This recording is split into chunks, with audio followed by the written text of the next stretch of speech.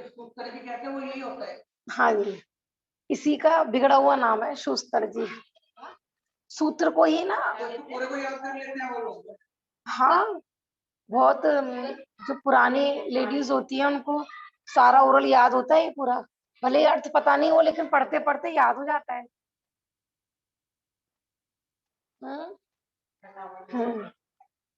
तो इसका आसान भी होगा हिंदी में भी है। हाँ, जो ये ना ये ब्रज जिनवाणी ये मोटी वाली है, तो इसी संस्कृत का बिल्कुल एक एक लाइन के साथ हिंदी, जैसे इधर संस्कृत में और बराबर में हिंदी उसकी। हाँ हाँ, ऐसे ऐसे ही, जैसे सम्यक दर्शन ज्ञान चारित्राणी मोक्ष मार्ग, तो हिंदी में होगा सम्यक दर्शन ज्ञान चारित्र की एकता मोक्ष मार्ग है। माने वो गाकर नहीं है, गद्य में ही पढ़ा जाएगा, क्योंकि ये सूत्र, ये भी सूत्र भी गद्य में है, तो जो इनका अनुवाद है वो भी गद्य में। जिनवाणी ले लीजिए भाभी जी, पीछे दे दो जिनवाणी,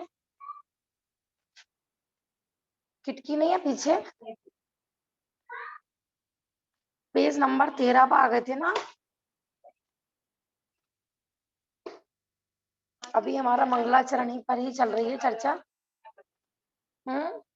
नहीं नहीं, देखो जो सूत्र होंगे ना, सूत्र जो मेन आचार्य उमा स्वामी जी ने लिखे हैं, आप कोई सी भी टीका खोलेंगे सूत्र यही मिलेंगे आप, मैंने मूल ग्रंथ में कोई फेरफार नहीं करता है ना। सबसे पहले सूत्र लिखेंगे, फिर जो उनको टीका करनी है उसका विशेष बताना है, वो लिखा रहता है कि भाई टीकाकार का नाम ये है।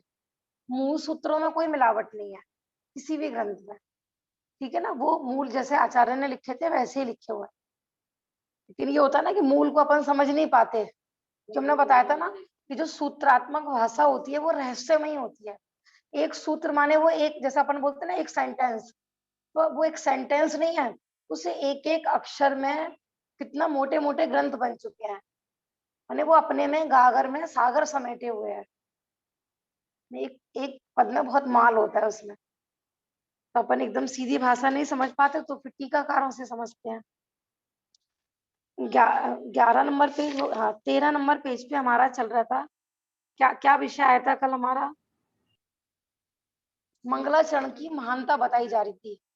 जब हमने लास्ट में छोड़ा था कि जो तत्वार सूत्र जी है, इसका हमने मंगलाचरण पढ़ा था ना, मोक्ष मार्गस्य नेतारम भेत्तारम कर्म भूवृताम ज्ञातारम विश्व तत्वानाम वंदे तद्गुण लब्धे, कि इसमें ये जो मंगलाचरण है, इस एक मंगलाचरण के सिर्फ हाफ पद पर, जैसे 4 चरण है ना, 4 उसमें उसका विभाजन करोगे ना तो 4 चरण में विभाजन हो जाएगा, तो एक एक चरण पे पूरा एक एक ग्रंथ बना हुआ है इसके मंगलाचरण पर ही। तो प्रश्न है कि इतना महान क्यों है इसका मंगलाचरण।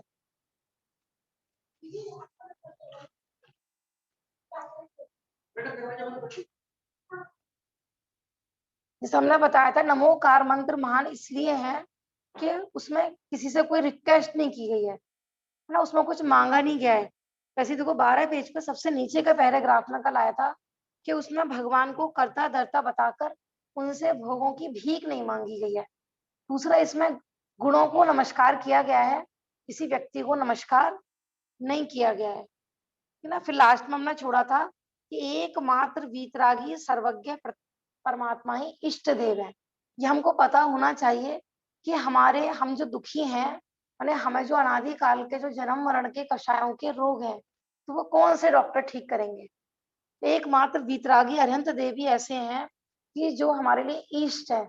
इष्ट कल बताया था, इष्ट माने कि जो हमारे प्रयोजन की सिद्धि करें वो इष्ट, और हमारा प्रयोजन क्या है कि सुखी होना, तो हमारे सुखी होने में कौन निमित्त होंगे, सिर्फ एकमात्र वीतरागी अरिहंत भगवान, और उनकी वाणी ही एकमात्र ग्रहण करने योग्य है।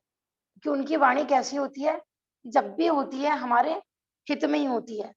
वो कभी भी किसी भी संसारी को, किसी को भी ऐसा उपदेश नहीं देते कि जो उनके अहित में हो, है ना, उनको संसार सागर में डूबने वाला हो।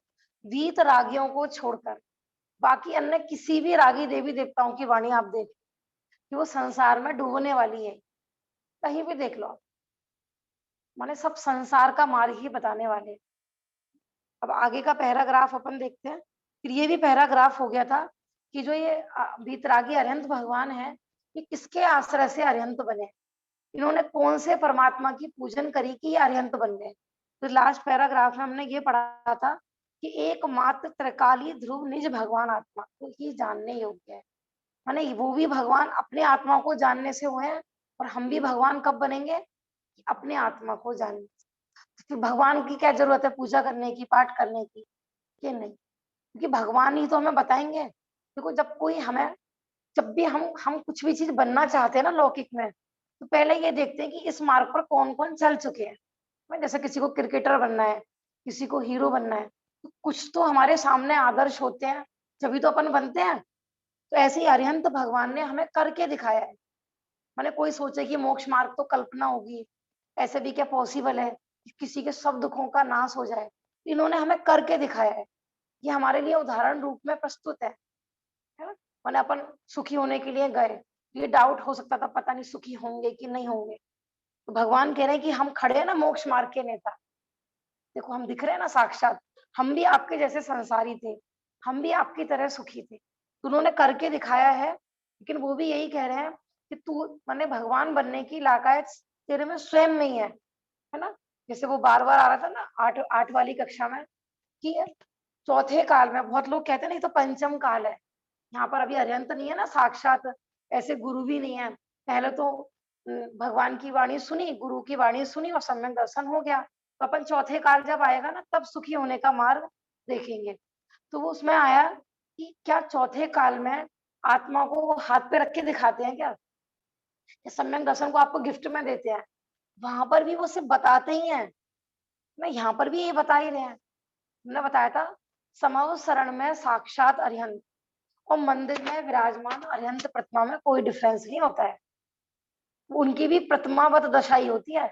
अरिहंत भगवान जो समव शरण में होते हैं, तो ये नहीं है कि वो राग पूर्वक उठ उठ के आपको बताते हैं, उनके भी बिल्कुल मौन, माने लिप्स भी नहीं हिलते हैं उनके, बिना हिले ही उनकी वाणी खुलती है।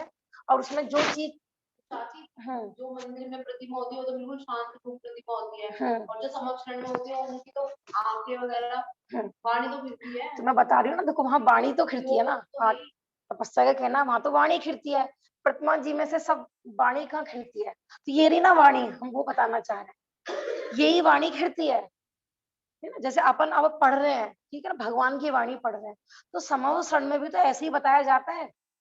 जिसको कल्याण नहीं करना हो वो वहां पर भी नहीं करता, जिसको कल्याण करना है वहां पर संभव क्षण में वही अपना कल्याण कर पाता है। तो यहाँ ही कह रहे हैं कि हमें अपना सुखी होने के लिए किसी का इंतजार देखने की जरूरत नहीं है, साक्षात अरिहंत होंगे तो कल्याण करेंगे, साक्षात गुरु होंगे तो कल्याण करेंगे। ये जो भगवान की वाणी है ना, ये बिल्कुल भगवान की तरह ही हमें बता रही है।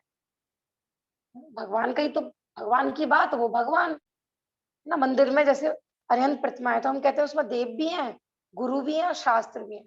एक अरिहंत प्रतिमा के सामने देव शास्त्र गुरु तीनों की पूजाएं गर्वित हो जाती है। तो ऐसे हमने माने हम जैसे पिता की आज्ञा मानना माने पिता को मानना, पिता को मानना माने उनकी आज्ञा मानना। तो हम भगवान की जो वाणी सुन रहे हैं ये बिल्कुल ऐसी है जैसे कि साक्षात समव क्षण में खिड़की, तो वहां पर भी जो चीज स्वयं कल्याण करता है ना उसी के लिए निमित्त होती है। तो यहाँ पर ये कह रहे हैं कि जो हम सुखी होंगे, माने भगवान तो सिर्फ मार्ग बताते हैं, चलना हमको स्वयं में ही है। तो इसलिए निज भगवान आत्मा के आश्रय से ही, माने जब हम स्वयं में ही रमेंगे, स्वयं में ही जमेंगे, तो ही सम्यक दर्शन की प्राप्ति होगी। अब अपन आगे वाला पैराग्राफ देखते हैं। देखो, इस प्रकार हम देखते हैं कि तीर्थंकर अरिहंत भगवान दिव्य ध्वनि के माध्यम से मुक्ति मार्ग का स्वरूप बताकर भव्य जीवों को मुक्ति मार्ग में ले जाते हैं, इसलिए वह मोक्ष मार्ग के नेता है।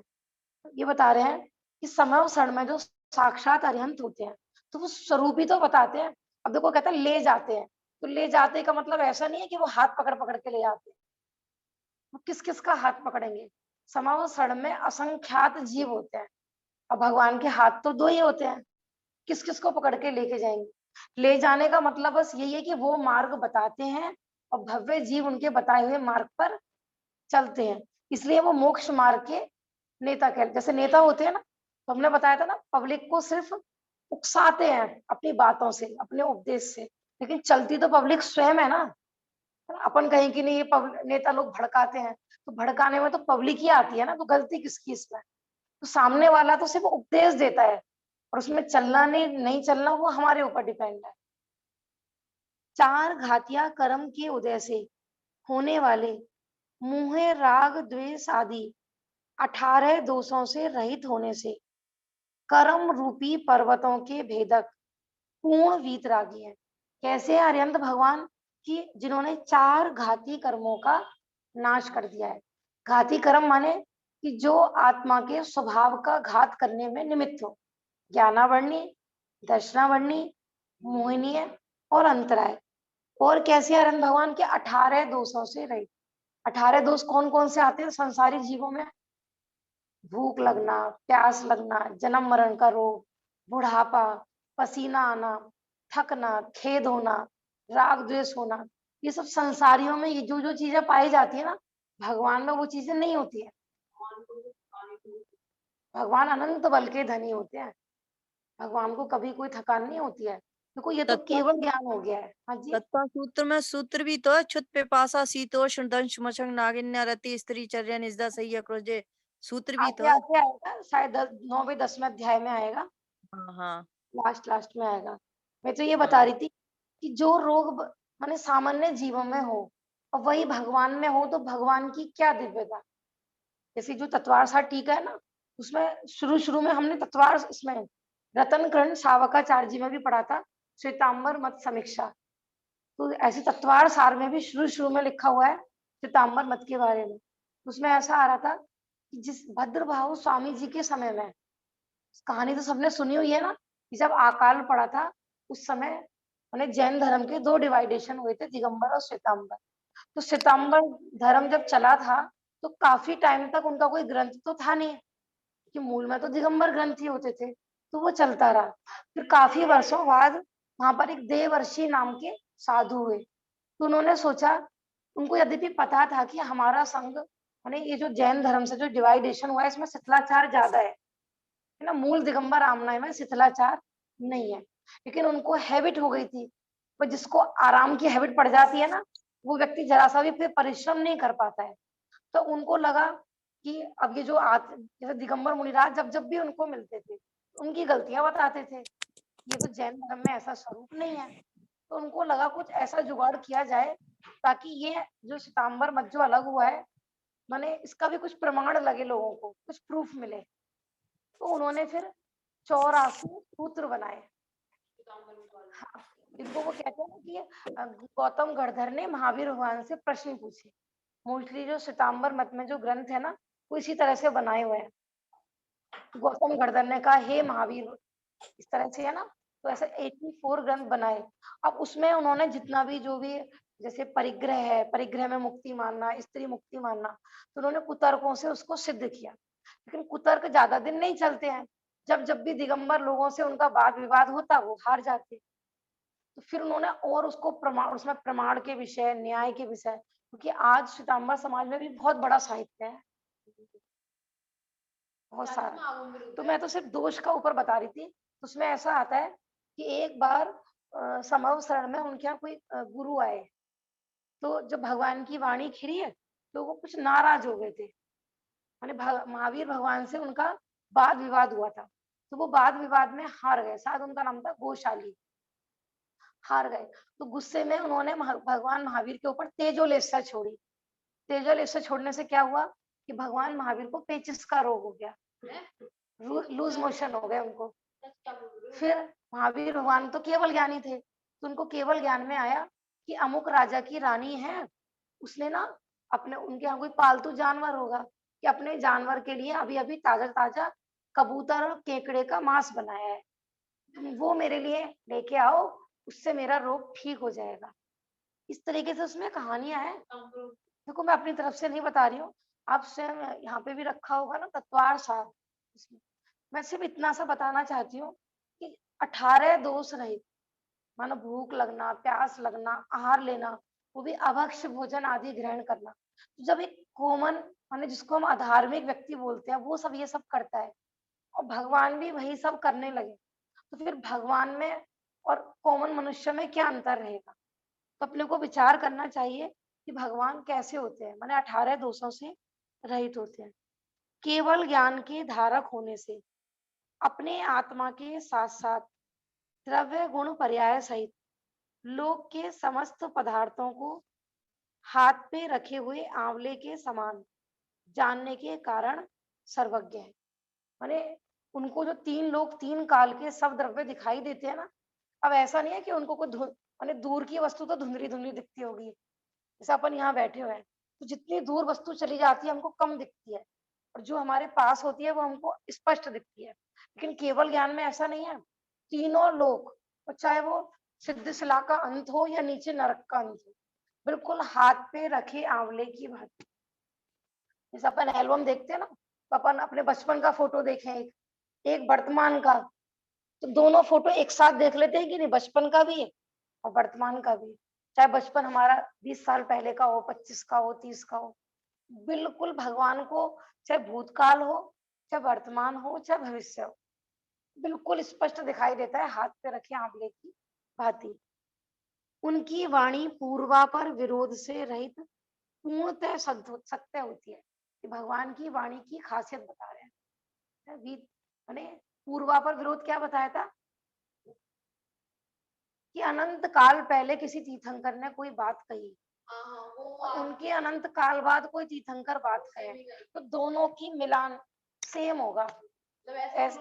हाँ, किसी ने कुछ और कहा, किसी ने, तो या फिर एक ही मुनिराज है, पूरी जिंदगी में मानो अपने, जैसे आचार्य कुंद जी ने 84 पाहुड़ की रचना की।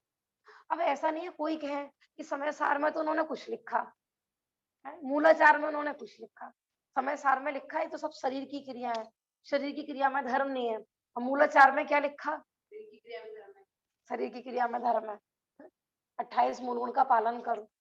तो कोई भी बात कही है ना उन्होंने, तो उसमें विरोध नहीं है, उन्होंने अपेक्षा से कही है।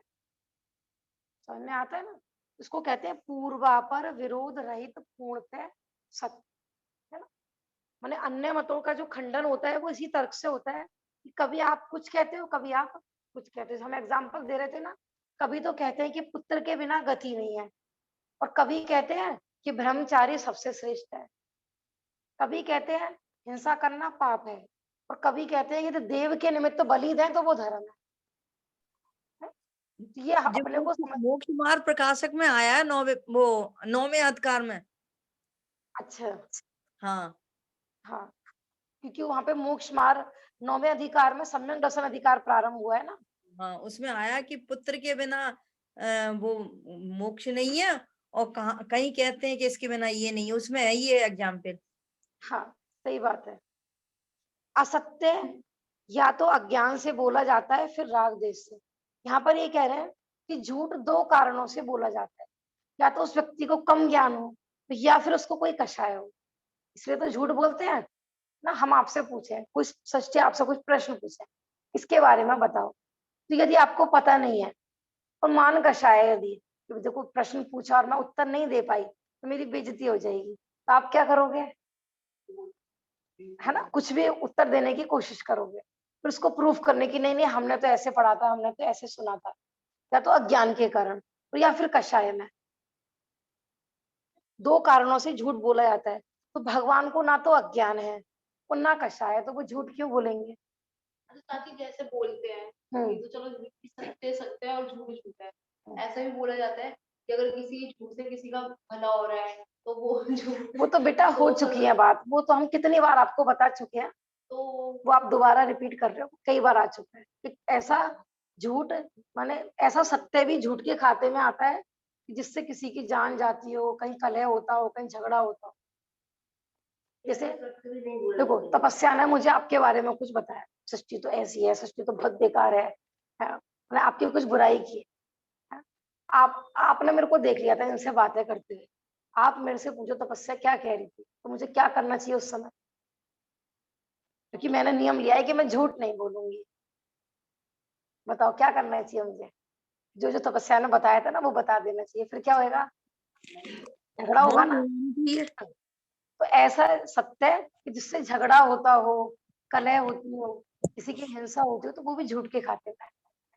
भाभी जी, लेकिन इसमें झूठ का ही पाप दोष आएगा, वहां बोला गया है जैसे किसी के प्राण को जो हानि पहुंचाए वो जी। अगर सच हम बताए तो वो चीज नहीं बतानी चाहिए सिर्फ, जी। लेकिन जो जैसे अभी आपने बताया वो तो मेरे ख्याल हाँ, कोई भाभी समझ जी नहीं का देखो आएगा। प्रश्न है, जैसे लौकिक में आपने बताया था, भाई किसी की जान बच रही हो जहाँ पर, या जान जाती हो, तो ऐसा सत्य भी नहीं बोलना चाहिए। लेकिन अभी जो मैंने एग्जाम्पल दिया, ये तो लौक, इसमें तो झूठ का पाप लगेगा। देखो वहां हिंसा का प्रकरण था, यहाँ भी ये है कि हमारी बात से कहीं कलह होती है ना। अपन व्यवहारिक लेवल पर रहते हैं, सामाजिक लेवल पर घरों में झगड़े इसी कारण तो होते हैं, पर लेडीज में तो मुख्य था, उसने उससे ऐसे कह दिया, उसने उससे देखो अब जो मुनिराज है, तो मुनिराज तो मौन रहते हैं, ना वो सत्य बोलेंगे ना झूठ बोलेंगे। अपन अपनी अभी इतनी विशुद्धि नहीं है कि अपन मौन रहे। मौन रहने में सामने वाले को और डाउट रहता है, जरूर कुछ दाल में काला है, इसलिए ये चुप है, बता नहीं रही है, रूठ गई है। मतलब तो मौन रहना भी ऐसा लगता है कि जैसे कषाय, क्योंकि जिस लेवल पर रहते हैं वहां पे मौन रहने में भी कषाय झलकती है। तो जहाँ जैसी भूमिका हो, हमें लगता है कि हमारे सत्य बोलने से झगड़ा होगा। अब जैसे हमें अभी एग्जाम्पल दिया, फिर क्या होगा कि आप दोनों की पूरी जानी दुश्मनी हो जाएगी। तपस्या पाठशाला आएंगे, सृष्टि करेंगे, जब जब वो आएंगे तो मैं नहीं आऊंगी, मैं उनकी शक्ल नहीं देखूं, क्या होगा, दोनों का लॉस होगा। ठीक है ना। तो हिंसा हो या कहीं झगड़ा हो रहा हो, वाद विवाद हो रहा हो, ऐसा, ठीक है। जैसे मुनिराज है वो मौन हो जाएंगे, और जो ग्रस्त लेवल पर है वो झूठ भी बोल सकते हैं। देखो आगे। हाँ हाँ जी। जब हम बुद्धिपूर्वक प्रमादी होकर ऐसा करते हैं तो पाप का बंद होता है, ऐसे होता है ना। जब हम निद्रा में होते हैं उस समय तो बुद्धिपूर्वक नहीं होते और परिणाम हिंसा के हो जाए तो उसमें ही पाप का बंद होता है, ये कहा जाता है ना। लेकिन हम बुद्धिपूर्वक है, तो क्या अपेक्षा है? हाँ, देखो भाई साहब का प्रश्न है कि जैसे ऐसे आता है कि जब हम बुद्धि पूर्वक कोई पाप करते हैं, उसमें परिणाम हमारे जुड़ते हैं, तो हिंसा का फल लगता है। लेकिन जब हम नींद में सोते होते हैं, तो तब तो हमारे बुद्धि में, नींद में हमें कुछ होश तो रहता नहीं है, तो वहाँ बुद्धि पूर्वक भी परिणाम नहीं चल रहे हैं, और अपन की कोई भावना भी नहीं है हिंसा करने की, तो पाप लगेगा कि नहीं लगेगा। जैसे मुनिराजों के बारे में आता है, तो अपन कहते हैं कि वो एक करवट से सोते हैं। क्यों सोते हैं? अभी हिंसा ना हो। क्योंकि उनको पता है, मानो नींद में अपन ने करवट बदल दी है, तो क्या होगा उसका पाप, माने उस पाप से बचने के लिए वो एक करवट से सोते हैं, वो करवट लेते ही नहीं है। देखो एक अबुद्धि पूर्वक जो बताए हैं ना, वो उनके बताए हैं, माने वो जागृत अवस्था में है, पर लेकिन फिर भी उनको उस तरह का अभिप्राय नहीं है किसी जीव को मारने। नहीं मैं तो अगर सपने में परिणाम होता है। हाँ, स्वप्न में जो क्या होता है कि जितना भी दिन भर हम बुद्धि पूर्वक करते हैं ना, तो स्वप्न में भी उस जीव की उसी तरह की प्रवृत्ति चलती है। अब हम जागते में यदि यत्नाचार पूर्वक प्रवृत्ति करते हैं, तो सोते समय हमें ये सावधानी होगी, माने जो ज्ञानी और विवेकी जीव होगा, यत्नाचार पूर्वक ही सोएगा। वो सोने से पहले भी वो सावधान रहेगा। यत्नाचार पूर्वक माने पूरी सावधानी बरतना कि हमारे निमित्त से किसी जीव की हिंसा नहीं हो। तो वो सोएगा भी ना, पूरा विवेक पूर्वक सोएगा। माने ज्ञानी जीव सोने में भी ना मदहोश नहीं होते हैं। भाभी आपकी आवाज नहीं आ रही है। आवाज नहीं आ रही है? आ रही है आ बिल्कुल। रही है। स्वाति आप अपना देखिए, चेक कीजिए मोबाइल। अभी भी नहीं आ रही है। बाकी सबको आ रही है आवाज? हाँ जी आ रही है। आ रही है आ रही है। स्वाति आप अपना नेटवर्क देखिए। मैं ये बता रही थी कि सोते हुए में कितना पाप लगेगा, कितना पुण्य लगेगा, नींद में या स्वप्न में। वो ये है कि जब अपन सोए थे ना, उससे पूर्व हमारे परिणाम कैसे थे। चाची इसमें ये नहीं बोला जाएगा वो सोने की करता नहीं है। अब वो अलग मैटर हो गया, वो थोड़ा अलग विषय है। हाँ, क्योंकि हम मदहोश होके सोते हैं, ज्यादा प्रमाद में सोते हैं ना, उसमें भी अपनी जागृत अवस्था में जो हमने गड़बड़ की है, होता उसी कारण है। हमने बताया था ना, स्वप्न भी क्या होते हैं कि हमारे मन के ही सूक्ष्म विकल्प होते हैं, जो हम दिन भर बुद्धि पूर्वक करते हैं, फिर वो रात में स्वप्न रूप में साकार होते हैं। कुछ मन में ऐसे विकल्प भी होते हैं, कुछ तो पकड़ में आते हैं, कुछ नहीं पकड़ में आते हैं। फिर भी नींद में किया हो गया पाप तो लगेगा, लेकिन उतनी मात्रा में नहीं लगेगा। जैसे ऐसा होता है ना, स्थान वृद्धि, जैसे निद्रा कर्म का उदय बताया है, उसमें जीव किसी का मर्डर करके भी आ जाता है, और उसको पता नहीं होता है कि किसी का मैं मर्डर करके आया हूँ, चलते चलते स्वप्न में, नींद में। वो है, मैं बता रही थी ना, इंग्लिश में ऐसे शेक्सपियर वगैरह के नाटक भी हुए हैं ना बीए वगैरह में कोर्स में, कि पूरा मर्डर करके आ गया किसी। अब किसी ने भी उस केस की खूब छानबीन की, कुछ पता ही नहीं लगा, मतलब बहुत दूरी पर जाकर। उसमें ये है कि अब उसको तो नहीं पता, और वैसे वो जीवन में अच्छा व्यक्ति है, लेकिन पूर्व में उसने कोई ऐसा बंद किया है कि उसके स्थान गृद्धि नामक निद्रा का उदय है। तो लेकिन भले हाँ हाँ पता ही नहीं रहता है। तो ये है कि इसलिए तो आया है कि भाई जो उसको निद्रा आती है उसको उपाय करना चाहिए था निद्रा पे विजय प्राप्त करने का, उसने नहीं किया। हमने बताया था ना, नींद जो तीव्र आती है उसमें बहुत सारे बातें निमित्त होती है। तो कर्म का उदय तो है ही, अपना भोजन, खान पान, प्रमादी वृत्ति, ये सब निमित्त होते हैं। चाची जैसे दो बातें बोली जाती है, जैसे कोई किसी ने सपना देखा उसमें किसी की कोई डेथ हो गई, तो वो बोल मतलब ऐसा अलग अलग कदम लगाते हैं कि तुम्हारी उम्र बढ़ जाएगी या फिर ऐसा होता है। और दूसरा ये बोलते हैं जैसे तुमने 3 से 5 के बीच में कोई सपना देखा, तो बोलते कि मतलब हाँ सपना ऐसा नहीं है, देखो फिर स्वप्न शास्त्र प्रारंभ हो जाएगा, इसलिए मैं बता नहीं रही। स्वप्न भी सब तरीके के होते हैं, कई तरह के स्वप्न आते हैं, फिर उसका अलग प्रकरण है। भद्रभाव संहिता में आया है कि क्या सत्य होते हैं क्या, और ऐसा भी नहीं अंतिम पहर का जो अपन कहते थे ना कि अंतिम पहर में देखा गया स्वप्न होता है, ऐसा नहीं है। हर स्वप्न का अलग अलग फल है उसमें, कि प्रथम रात्रि के प्रथम पहर में देखे गए स्वप्न का फल, दूसरे पहर में देखे गए, अलग अलग पहर की अलग अलग तिथियां, फिर वो अलग विषय है। उसके लिए आपको विशेष भद्रभाव संहिता का अध्ययन करना पड़ेगा। उसमें स्वप्न के डिवाइडेशन भी किए हैं, है ना। रोग जनित स्वप्न भी होते हैं, कुछ अकस्मात बिल्कुल स्वस्थ व्यक्ति को भी आते हैं। उसमें बहुत सारी चीजें हैं, कुछ हमारे मन के सूक्ष्म विकल्प होते हैं। तो कौन से सच्चे होते हैं और कौन से झूठे होते हैं, आपको विशेष अध्ययन करना है। पूरा एक ग्रंथ है मोटा, मेरे पास है, आप ले लेना, ठीक है ना।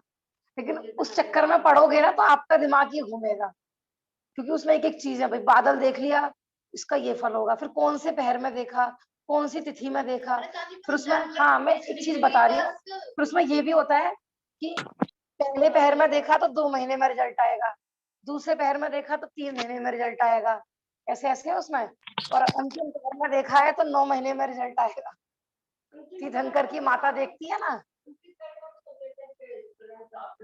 वो गर्भ में आ जाते हैं इस अपेक्षा से। जिस दिन तीर्थंकर की माता स्वप्न देखती है उसी दिन जाके पिता से पूछती है, तीर्थंकर के पिता से, तो घर में तो वो उसी दिन तुरंत जस्ट ही आ जाते हैं। हाँ अंतिम पहर का तुरंत ही फल होता है। हम्म यही है, देखो जो ज्ञानी जीव होते हैं, विवेकी जीव होते हैं, हमने कहा ना, चाहे प्रतिकूल परिस्थिति आने वाली हो चाहे अनुकूल परिस्थिति आने वाली हो, वो हर टाइम अलर्ट रहते हैं। अब कोई भी स्वप्न देखा है, अच्छा हो या बुरा हो, उनको क्या करना है कि ज्ञाता दृष्टा बन के रहना है उनको। इसलिए वो ज्यादा हर्ष विषाद करते ही नहीं है, वो अपना अपना काम करते रहते हैं। वो वेट ही नहीं करते इस स्वप्न का फल क्या होगा, भैया किसी ज्योतिष से पूछे हैं, उनको ऐसी कोई उत्सुकता होती नहीं है ज्यादा। वीतरागी सर्वज्ञ भगवान के न तो राग द्वेष है और ना अज्ञान है, अतः उनकी वाणी सत्य है, अत्यंत हितकारी है। आज अपन ने भेजा था ना, नियम में भेजा था कि आज अपन कोशिश करेंगे कि आगम के अभ्यास से राग द्वेष का त्याग करने की कोशिश करेंगे। तो एक प्रश्न आया था ना कि इसका विशेष खुलासा कीजिए, वे घर गृहस्थी में रहकर राग द्वेष का त्याग कैसे कर सकते हैं, थोड़ा प्रैक्टिकल कैसे कर सकते हैं। बस ये देखो गृहस्थी में रह रहे हैं, किसी ने हमें कुछ कह दिया या हमारे अनुकूल परिणमन नहीं हुआ, तो उस कंडीशन में अपन ज्यादा माने उत्तेजित नहीं होंगे, उसको शत्रु नहीं मानेंगे, क्योंकि आगम के अभ्यास से माने तत्व ज्ञान के अभ्यास से, जिसको ये पता है कि पर द्रव्य मेरे सुख दुख का करता नहीं है, तो चाहे उसके साथ कोई अच्छा करे चाहे बुरा करे। क्योंकि घरों में झगड़े इसी बेस को लेकर तो होते हैं दैनिक जीवन में, किसी से राग किसी से द्वेष, एक ही व्यक्ति से कभी राग कभी द्वेष। 1 घंटे पहले राग हो रहा था उसके प्रति, अब अपने अनुकूल नहीं चला तो 1 घंटे बाद मार देंगे और मर जाएंगे। और अब 1 घंटे पहले क्या हो गया था कि तुम्हारे लिए मर जाएंगे अभी तो इतना राग चल रहा था होता है कि नहीं, आए दिन यही तो झगड़े हो। तो राग द्वेष का त्याग का अभ्यास करेंगे, माने कि घर में जो भी परिणमन हो रहा है उसके ज्ञाता दृष्टा बने रहेंगे, वस्तु की स्वतंत्रता पहचानेंगे कि जो परद्रव्य ये मेरे हाथ में नहीं है, ये सब अपनी अपनी योग्यता से अपने अपने कर्म फल आए उनको भोग रहे हैं। धर्मशाला बताया था ना कि जैसे कि धर्मशाला होती है, जगह जगह से लोग आते हैं उसमें और कुछ दिन के लिए ठहरते हैं फिर चले जाते हैं। वो हमारे अनुसार क्यों चले? राग माने भगवान की वीत रागता हमें क्या उपदेश दे रही है? उन्होंने राग देश पर विजय प्राप्त करी है ना, तो अपने को भी क्या करना है? वीतरागी बनना है ना। वीतरागी की पूजा वीतराग से, हम भगवान की मंदिर में रोज पूजा करें, वीतरागी की रोज पूजा करें और तुरंत घर पर आकर झगड़ा चालू कर दें।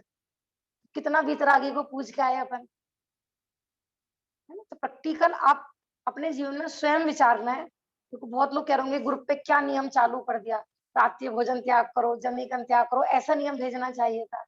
लेकिन वास्तव में जो धर्म है वो सब रात्रि भोजन त्याग, जमीकंद त्याग, ये सब इसीलिए थे, कषाय के अभाव के लिए ही थे ये सब भी।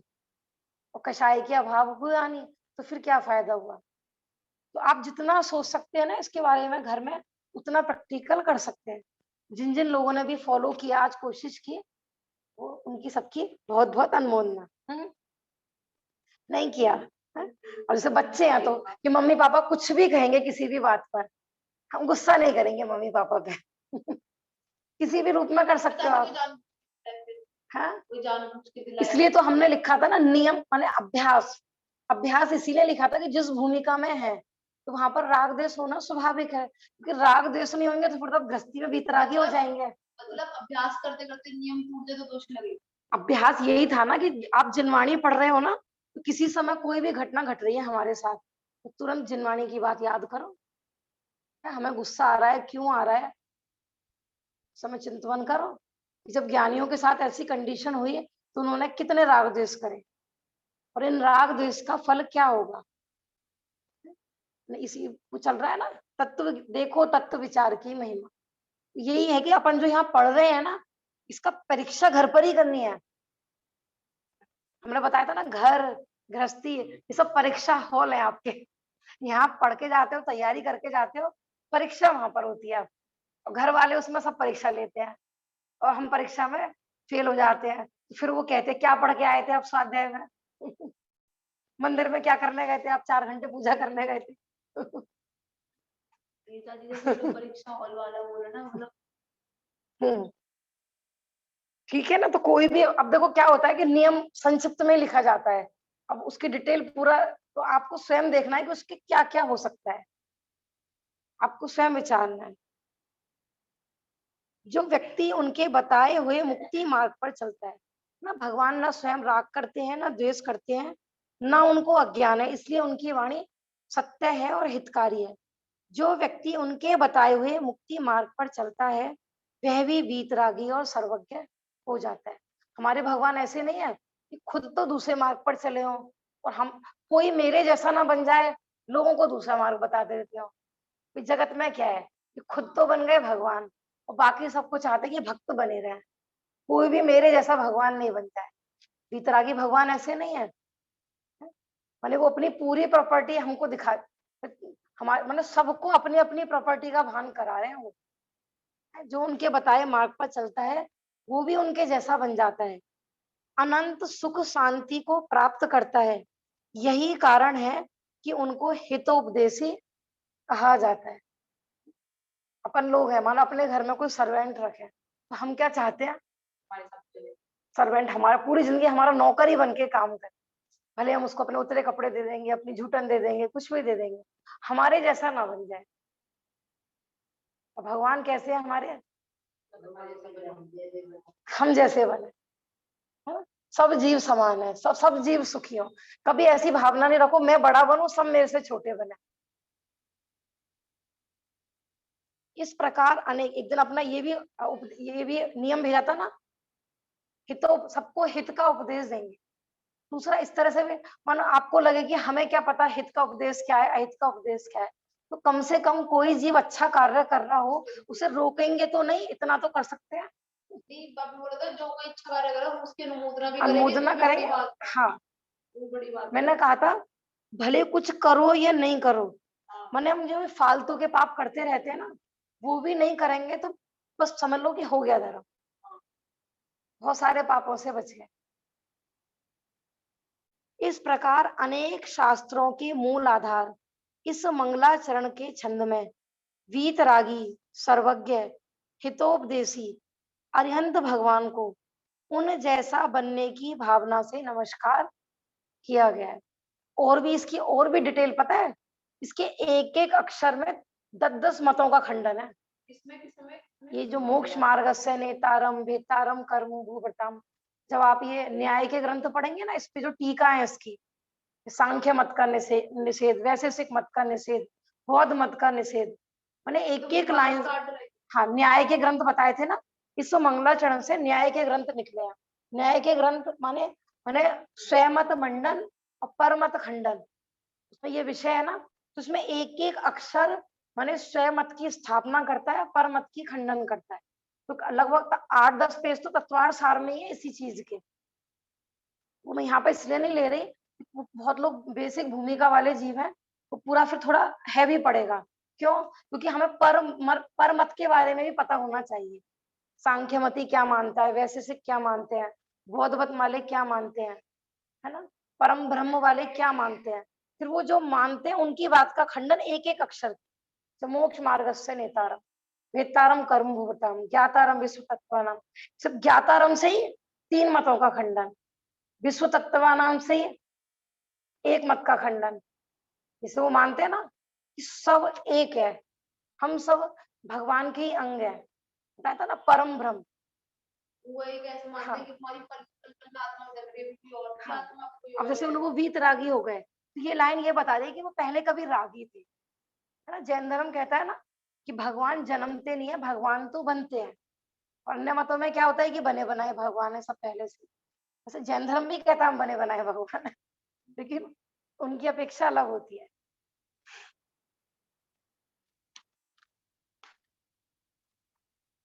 ठीक है, हमने तो वैसे संक्षिप्त में लिया है मंगलाचरण, बाकी और इसकी बहुत पूरा देवागम स्तोत्र भी कभी पढ़ेंगे।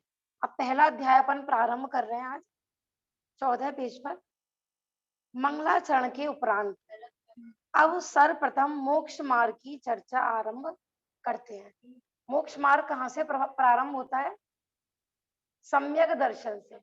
मोक्ष महल की प्रथम सीढ़ी याविन ज्ञान चरित्र, ना। बहुत लोग क्या सोचते हैं कि चारित्र पहले आता है या ज्ञान पहले आता है कि सम्यक दर्शन। वास्तव में सम्यक दर्शन, ज्ञान, चारित्र, ये तीनों एक साथ ही प्रारंभ होते हैं और इन तीनों की एकता का नाम ही मोक्ष मार्ग। इसका भी बताएंगे, देखो सूत्र में, यह महाशास्त्र तत्वार्थ सूत्र मोक्ष मार्ग के निरूपण से आरंभ होता है और मोक्ष के स्वरूप प्रतिपादन पर ही समाप्त होता है। इसका नाम मोक्ष शास्त्र क्यों है? तत्वार्थ सूत्र जी का दूसरा नाम क्या है? मोक्ष शास्त्र। इसका सबसे पहला मंगलाचरण का शब्द क्या है? मोक्ष मार्गस्य नेतारम, माने मोक्ष मार्ग। और जो अंतिम अध्याय है उसका क्या नाम है? अंतिम अध्याय में मोक्ष 10वां अध्याय है, उसमें मोक्ष तत्व का निरूपण है। तो मोक्ष से ही प्रारंभ हुआ है और मोक्ष से इसका अंत हुआ है। माने ये ग्रंथ मोक्ष मार्ग को प्रकाशित करने वाला है, इसलिए इसका क्या नाम है? मोक्ष शास्त्र। वैसे तो देखो ज्ञानियों ने जितने भी ग्रंथ लिखे हैं सभी मोक्ष मार्ग को प्रकाशित करने वाले हैं। आप कहोगे मोक्ष मार्ग प्रकाशक भी तो ऐसा ही है, बाकी और। अच्छा, रतन कृंड श्रावकाचार हमने पढ़ा था, वो मोक्ष मार्ग को प्रकाशित नहीं कर रहा था क्या? उसमें श्रावकों का आचार था, इसमें कौन सा आचार है? आचार। इस तरह इसका नाम मोक्ष शास्त्र नाम भी सार्थक है। बस ये है कि इसका शब्द ही पहला मोक्ष मार्ग से, इस अपेक्षा से बाकी सारे ग्रंथ मोक्ष मार्ग प्रकाशक है। दूसरा मैं ये बता रही थी, तो जैसे छैडाला जी है, तो छैडाला जी में क्या पद्धति है कि पहले दुख बताए हैं, फिर जब जीव को ये लगने लगे ना कि हम दुखी हैं, और फिर उसके दुख के कारण बताए, फिर मोक्ष मार्ग बताया। और इसमें क्या है, पहले मोक्ष मार्ग बताया, फिर बाद में आएंगे उसके जो आएगा ना अजीव तत्व निरूपण में, ये जीव तत्व निरूपण में जब नरक स्वर्ग का वर्णन आएगा फिर उसके दुख बताएंगे। माने पहले आचार्य की क्या था कि देखो जो ज्ञानी जीव होते थे ना, तो उनको माने सहज ही ऐसा लगता था, जो सरल जीव होते थे कि संसार रमने जमने लायक नहीं है। फिर कह रहे कि आज ऐसे दुष्ट चित्त लोग हो गए हैं कि साक्षात दुख दिखाई दे रहा है फिर भी कहते हैं कि हम तो सुखी हैं। माने दुख में ही सुख नजर आता है। तो दौलत राम जी ने, पंडित टोडरमल जी ने तो सबसे पहले दुखों का वर्णन किया, दुख के कारणों का वर्णन किया, फिर मोक्ष मार्ग का निरूपण किया। लेकिन तत्वार सूत्र जी की शैली क्या है कि पहले मोक्ष मार्ग का वर्णन करेंगे, बाद में दुख बताएंगे। जैसे वो ब्रह्मचारी रविंद्र जी ना वो उदाहरण देते हैं कि कोई पहले जमाने में क्या होता था, पहले थाली लगाते थे, सबसे पहले थाली में से क्या खाते हैं? दो तरह के जीव होते हैं ना, उनको भोजन परोसा जाए तो एक तो मीठा सबसे पहले खाते हैं, एक मीठा सबसे बाद में खाते हैं। माने एक जीव तो ऐसा होता है कि अपनी फेवरेट चीज जो पसंद है सबसे पहले खा लेते हैं, और एक होता है उसको रखे रखते हैं, पहले बुरा बुरा खा ले, सबसे लास्ट में खाएंगे।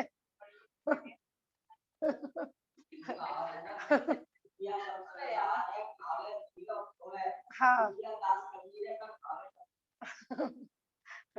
तो इन्होंने सबसे पहले मीठा खाने का उपदेश दिया है कि पहले भैया ये अस्थि परक कथन समझ सकते हैं इसको। जैसे हम है? हाँ सही बात है भाई, पहले दुखी है ये समझ में आ गया, दुख के कारण समझ में आ गए, अब आयु पूरी हो गई तो सुख के कारण सुने ही नहीं। इसलिए भैया पहले मूल बात पहले समझ लो, बाद में बाद की बातें समझते हैं। देखो अब सबसे पहले मोक्ष मार्ग के स्वरूप का समझाते हैं। देखो अलग अलग आचार्यों की अलग अलग, बहुत से लोग कहते हैं ना कोई नया जीव आए ना, पहले उसे धीरे धीरे धर्म में लगाओ, पहले उससे कहो मंदिर आओ, फिर उसको पहले पहले कहानी सुनाओ। तो माने आप सबसे पहले आके उसे समय सार पढ़ाने लगो। लेकिन जब समय सार में एक आचार्य की टीका में आया ना कि प्रथम में प्रथम, माने ये ग्रंथ अज्ञानी को ज्ञानी बनाने के लिए है कि सबसे पहले तुम्हारे पास कोई जीव आया, तुमने उसे इधर उधर की बातों में संतुष्ट कर दिया, तो हो सकता है उसका मोक्ष मार्ग चूक जाए।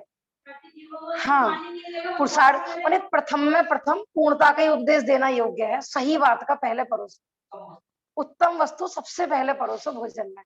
पहले पता है थालियां लगती थी ना, हमें खूब याद है जब पत्तल पे सबसे पहले लड्डू परोसा जाता था, अब तक याद है मेरे को। हाँ अब मीठा सबसे बाद में परोसा जाता है, पहले सबसे पहले थाली में मीठा ये होता था। अच्छी कोई मेहमान खुश हो जाएंगे ना कि अच्छी अच्छी चीजें बनी है। अब क्या करते हैं, उत्तम वस्तु धीरे धीरे लेके आते बाद में। नहीं तो फिर ये खाना नहीं खाएंगे। पहले अपना अच्छी, बच्चों को भी ऐसे करते हैं ना, पहले रोटी खाओ, पहले ये खाओ, फिर अच्छी चीज बाद में देंगे, फिर उनका पेट भर जाता है, कहते हैं मम्मी अब पेट भर गया तो अब क्या खाएंगे। हाँ उत्तम वस्तु कम खिलाना चाहते हैं। उत्तम माने यहाँ पर मतलब जो मेहमान को इष्ट हो है ऐसा। मानो अब सबसे पहले मोक्ष मार्ग के स्वरूप को समझाते हैं।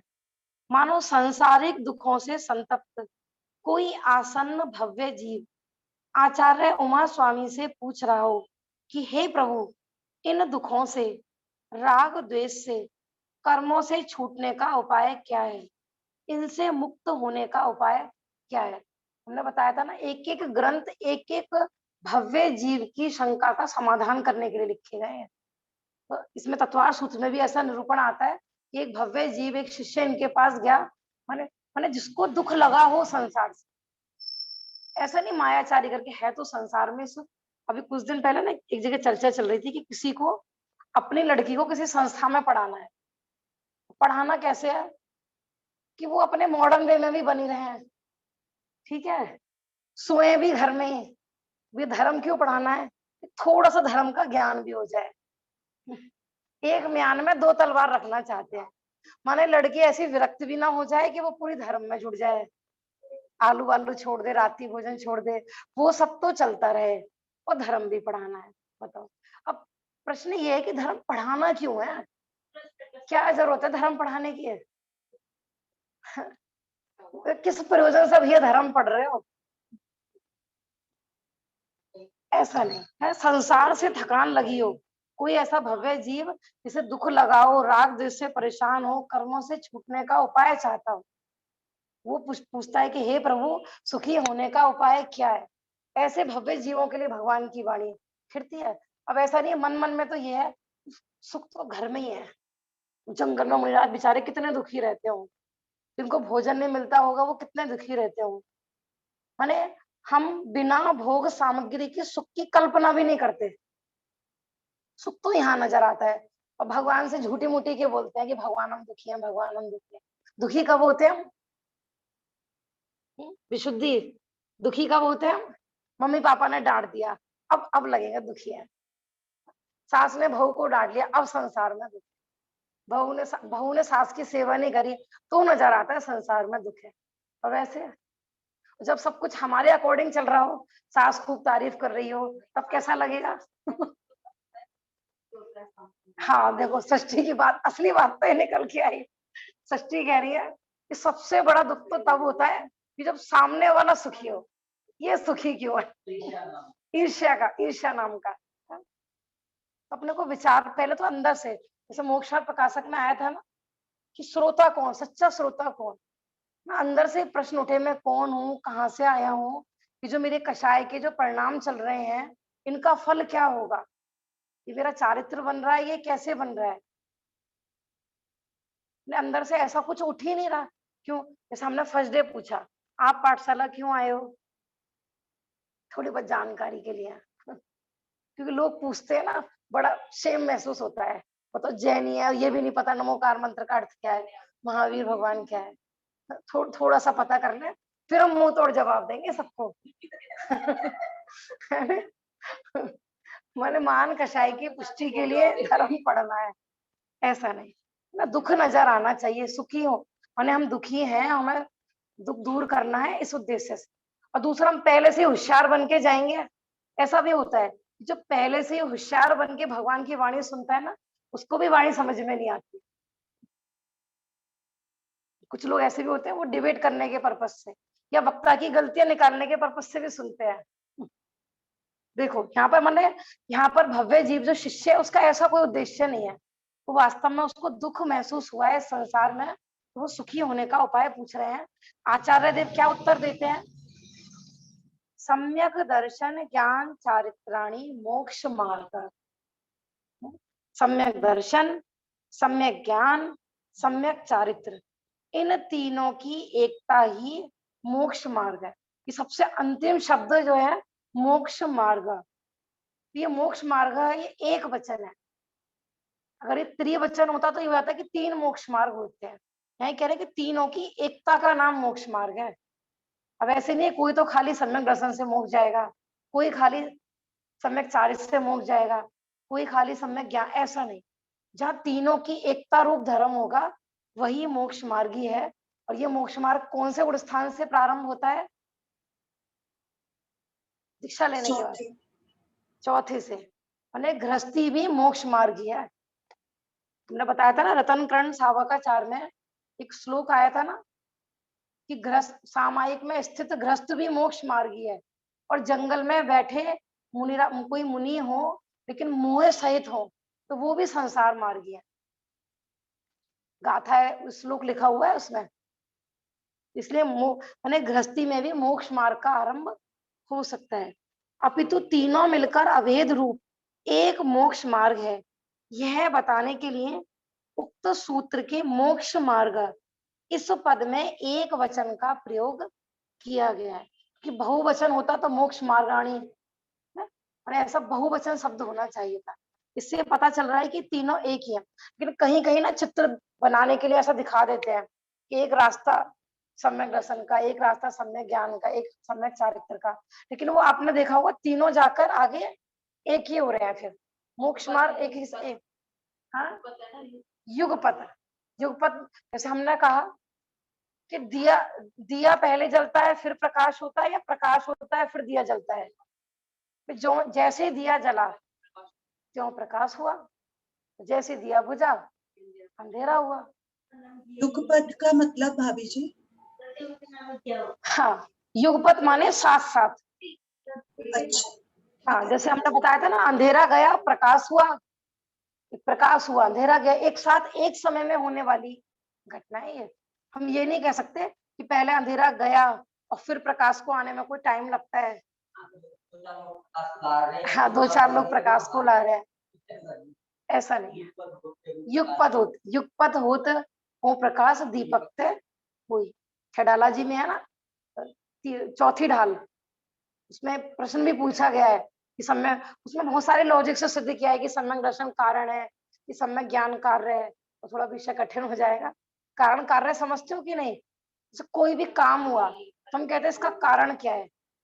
जैसे हमें सम्यक दर्शन हुआ तो भी इसका कारण क्या है। तो वहां पे कभी तो ये सिद्ध किया है कि सम्यक दर्शन कारण है, कभी ये सिद्ध किया है कि सम्यक दर्शन कार्य है।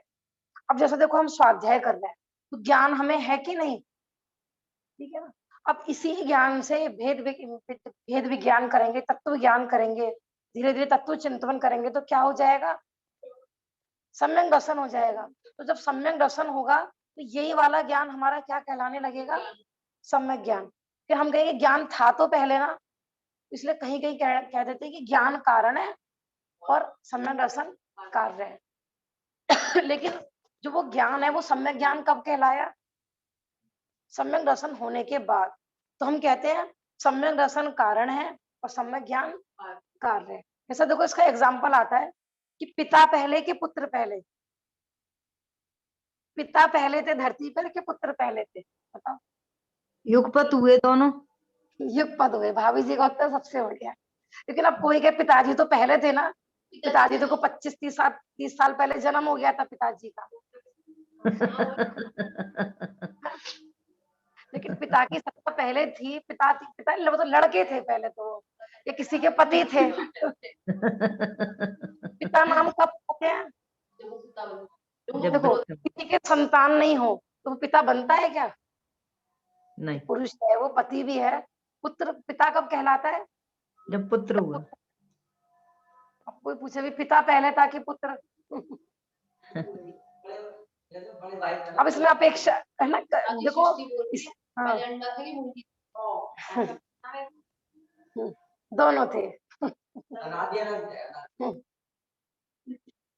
ठीक है ना। तो ऐसे ही सम्यक दर्शन, सम्यक ज्ञान, सम्यक चारित्र में भी इसी तरीके से कहीं कहीं ऐसा होता है कोई जीव ने धर्म में प्रवेश किया तो पहले आचरण रूप धर्म पाला, है ना। माने कोई नहीं, जैसे महावीर भगवान के धर्म की शुरुआत एक नियम से ही तो हुई थी, है ना। मांस का त्याग करा था भील की पर्याय में। अब वहां पे ये भी लगा सकते, देखो उन्होंने एक व्रत संयम पाला, उन्होंने थोड़ा सा चारित्र पाला और देखो वो मोक्ष चले गए। जहां जिसको जो जिस भूमिका से धर्म में लगता है, भले ही वो अज्ञान अवस्था में लगा हो, तो कहीं कहीं उसको कारण रूप में भी ले लेते हैं। लेकिन समझना यही है कि सम्यक दर्शन, सम्यक ज्ञान, सम्यक चारित्र, ऐसा जो सम्यक शब्द लगा है ना, ये तीनों युगपद ही होते हैं। इस पर बहुत लड़ाई झगड़े होते हैं ना, नहीं सम्यक ज्ञान और सम्यक दर्शन तो समझ में आ गया, सम्यक चारित्र नहीं होता गृहस्थी में, ऐसा भी नहीं। तीनों ही एक साथ ही प्रारंभ होते हैं, इसका आएगा धीरे धीरे। हाँ, उसमें ना एक मतलब मुनिराज के घर में आते हैं तो जो लेडी होती है ना वो उससे पूछती तुम कितने साल की हो, तो हाँ वो हो गई कहानी, हो गई। कहाँ हो गई, मुझे बताया है अभी कहाँ से हो गई, सुनाई थी बेटे, पाठशाला में आई थी। माने जब वो धर्म में लगे थे हाँ तब से उनकी लाइफ मानी जाती है ना। हाँ मैं ये तो षष्ठी को याद है, आप भूल गए। ठीक है ना, टाइम तो हो गया है, इसकी फिर विशेष चर्चा अपन कल ही करेंगे। इसमें देखो कई अपेक्षाओं से आएगा, सम्यक शब्द की महिमा भी आएगी इसमें। जैसे सम्यक शब्द सिर्फ प्रारंभ में लगाया है, सम्यक दर्शन, सम्यक ज्ञान, सम्यक चारित्र, हमने हिंदी में तो तीनों में लगाया, तो इसको कहते हैं आदि दीपक, है ना। और कोई शब्द ऐसे होते हैं हमने लास्ट में लगा दिया और बाकी 3 में कहते हुए अपने आप लगा लो, उसको बोले अंत दीपक। जैसे नमो, हाँ, नमो लोए शब्द साउरम। तो जब नमोकार मंत्र का अपन अर्थ करते हैं, कैसे पढ़ाते हैं बच्चों को, लोक के सब अरिहंतों को नमस्कार हो, लोक के सब सिद्धों को नमस्कार हो। तो वह जो लोए शब्द है ना, लोए शब्द है तो वो अंत दीपक है। जैसे कमरे के अंत में दीपक रखो, क्या होगा, पूरा प्रकाश होगा। ऐसी कमरे के प्रारंभ में रखो तो भी सारे में प्रकाश होगा। तो ये सब ये व्याकरण के नियम होते हैं। हमने कहा ना कि आचार्यों को एक एक अक्षर कम हो जाए तो पुत्र जन्म की उत्पत्ति जैसा उनको मतलब प्रसन्नता होती है उनको। क्या क्या क्या क्या क्या? जैसे घर में पुत्र की उत्पत्ति होती है तो लोगों को खुशी होती है कि नहीं? तो आचार्यों के सूत्र में एक अक्षर कम हो जाए तो उनको उतनी खुशी होती है। माने वो सूत्र माने वो कम से कम शब्दों में ज्यादा से ज्यादा कहना चाहते हैं। हाँ, और भी देखो वर्तमान में भी ऐसे विवेकी जीव होते हैं। आजकल मैंने कई बार बता चुकी हूँ कि आजकल बच्चे होते हैं ना विशुद्धि, एक एक पेज पे एक एक अक्षर लिखा और भर गया, पेज पलटो। आजकल क्या दूर दूर लिखेंगे, सुंदर सुंदर लिखेंगे, जगह जगह छोड़ के। कुछ बच्चे तो कहते हैं टीचर नंबर पता है किस चीज पे देखता है कि वो पेज गिनता है कि 1 2 3 10 नंबर का है 10। ऐसे नहीं है भाई, टीचर कोई मूर्ख होते हैं। ज्ञानी जीव कहते हैं कि भैया हमने बताया था ना ये पेपर आदि इतने हिंसात्मक पद्धति से बनते हैं, कितनी लकड़ी आदि वेस्ट होती है, उन्हें इसका एक कोना भी खाली नहीं होना चाहिए। आपने कभी देखा होगा जो ब्रह्मचारिणी कल्पना दीदी है ना, जो किसी भी ग्रंथों को वो लिखती है, उनकी टीका वगैरह करती है, तो वो कभी भी ना कोई नई कॉपी नहीं लेती है। जितने भी ये छपते हैं ना बैनर आदि या कोई भी पर्चे छपते हैं, पीछे से वो ब्लैंक होते हैं, तो वो उन्हीं की स्पाइरल बनवा लेती हैं और ऊपर के कोने से चालू करते हैं। बिल्कुल एक उनके पेज में ना कहीं इतने सी भी जगह नहीं होती कि आप एक क भी लिख लो, ऐसा लिखती हैं। किसी को लगे कितने कंजूस हैं। हाँ, हम लोग तो यही सोचेंगे। क्वेश्चन था मेरा। हाँ, पहले लोग पोस्ट कार्ड लिखते थे ना तो ऐसे ही लिखते थे, पूरा आगे से भी भरा हुआ, जहाँ पे एड्रेस होता था ना उसके ऊपर भी, उसके नीचे भी, उसके साइड भी, आजू बाजू भी। हाँ जी, पूछिए। जैसे आपने बताया था कि रुक जाते तीर्थंकर को हाथ में रखे आंवले के समान सब दिखता है, दृष्टि में आता, तो उसके अंदर तो वो तो पुद्गल है, वो तो पुद्गल होता है और वो इंद्रियों से दिखता है, तो इसका क्या मतलब होता है? आंवले का कह रहे हो आप पुद्गल होता है? हाँ, मतलब जो जैसे सब कुछ उन्हें पता लगता है, उन्हें जो सब कुछ दिखाई देता है वो तो पुद्गल वस्तुएं हैं। हाँ, और इंद्रियों से देखते हैं हम। हाँ जी। तो ये मतलब किस तरह से भगवान के ज्ञान में सब आता है? हाँ, प्रश्न ये है कि हमने बताया था कि भगवान को तीनों लोग हाथ पे रखे आंवले की तरह दिखता है। अब ये हम तो सब इंद्रियों से देखते हैं, जैसे आंवले का मतलब यही है कि स्पष्ट है ना, और ये नहीं कि आंवला कोई भी चीज, हमने हमारे हाथ पे ये वस्तु रखी है तो हमें स्पष्ट दिख रही है कि नहीं है। तो को आंवले का उदाहरण क्यों लिया है कि जो गोल वस्तु होती है ना, उस वो सब जगह एक सी होती है। जैसे ये पुस्तक है तो हो सकता है हम यहाँ से ऐसे देख रहे हैं, इस एंगल से वो अलग दिखेगी, इस एंगल से अलग दिखेगी, लेकिन गोल वस्तु में ऐसा नहीं है। वो एक साइड से भी देखोगे, पीछे से भी ऐसे, माने सब जगह से वो अनंत कहलाती है ना गोल वस्तु। तो वो जैसे ही वो आंवला दिखता है ना, माने सब वस्तुएं ऐसी स्पष्ट दिखती हैं। तो प्रश्न ये है कि हमको तो आंखों से दिखती है, वो पुद्गल है आंवला, तो ऐसी जो तीनों लोक हैं ये सब पुद्गल वस्तु हैं, तो भगवान को कैसे दिखती है? तो भगवान को अपने ज्ञान से दिखती है। वहां पे उन्होंने तो इंद्रियों पर विजय प्राप्त कर लिया है। इंद्रियों पे विजय प्राप्त करना माने इंद्रियों की अधीनता समाप्त हो जाना। माने अब वो आंख के अधीन नहीं है कि आंख सही होगी, माने आंख में कोई फॉल्ट आ गया तो भगवान को दिखना बंद हो गया, तो उनकी तो आंखें बंद है। कान में कुछ भी हो गया, वो उनकी एक समझ शरण में विराजमान जो अरिहंत है ना, कहते हैं उनकी जो इंद्रियां है ना, तो समझ लो एज ए शो पीस है बस इस समय, कुछ नहीं, बस बाहर से दिख रही है लेकिन उनका कोई यूज नहीं है वहां पर, क्योंकि वहां पर छाप समय ज्ञान नहीं है, वहां पर तो केवल ज्ञान है। उन्होंने हाँ हाँ, माने वहां द्रव्य इंद्रिय तो है लेकिन भाव इंद्रिया नहीं है वहां पर, बस पूर्व में उनका शरीर था तो इसलिए तो मैं बार बार कहती हूँ भगवान की प्रतिमा और साक्षात अरिहंत में देखा जाए तो कोई डिफरेंस नहीं है। हाँ हाँ, तो वहां बेकार तो नहीं हुई है, लेकिन बेकार मतलब यही है यूजलेस। हाँ, तो भगवान को इंद्रियों की आवश्यकता नहीं है, देखो यहाँ अपन कहते हैं ना अवधि ज्ञान मन है पर यह ज्ञानी, उनको इंद्रियों की आवश्यकता नहीं होती है ना, अवधि ज्ञान वाला है उसको भी आवश्यकता नहीं होती है, डायरेक्ट आत्मा से जान लेता है। तो इसी भगवान को भी कोई इंद्रियों की पराधीनता नहीं है वहां पर, इसलिए वो जितेंद्र कहलाते हैं, जिनेन्द्र कहलाते हैं। इंद्रियों पर उन्होंने विजय प्राप्त कर लिया, चाहे जीव हो, चाहे पुद्गल हो, चाहे धर्म अधर्म आकाश काल, छयों द्रव्यों को वो संपूर्ण देख रहे हैं पूरा। ठीक है, यही प्रश्न था आपका। मतलब मेरे को ये क्वेश्चन था ना, तो फिर वो अपने ज्ञान से ही सब जानते हैं, हाँ जो जी। मतलब वो एक्सप्लेन वो करते हैं, मतलब ये कहने में आता है कि वो देखते हैं सिर्फ, वो बाकी जानते अपने ज्ञान से ही है। जानने का मतलब वहां पर यही है, आंखों से देखना नहीं है, ज्ञान से देखना जानना। जैसे आप अभी जूम पर बैठे हुए हैं, ठीक है ना, लेकिन आपको वहां बैठे बैठे भी जो चीज आपके सामने नहीं है वो भी दिखाई दे रही है कि नहीं। जैसे आप बैठे हो, आपको अपना घर दिख रहा है कि नहीं ज्ञान से, तो हम भी ज्ञान से जानते हैं ना। तो ऐसे ही भगवान को तो इंद्रियों की पराधीनता पूर्णतः समाप्त हो गई, वो बिना इंद्रियों के पूरा अपने ही ज्ञान से जानते। ऐसा। ठीक है आंटी। या वाणी के ज्ञान से सूझे लोकालो, सो मस्तक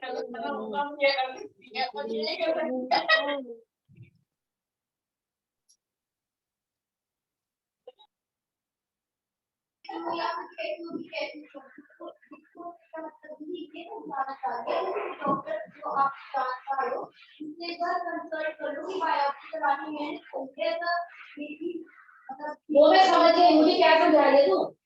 ये कह रही है वो मैं नहीं समझ रही हूँ।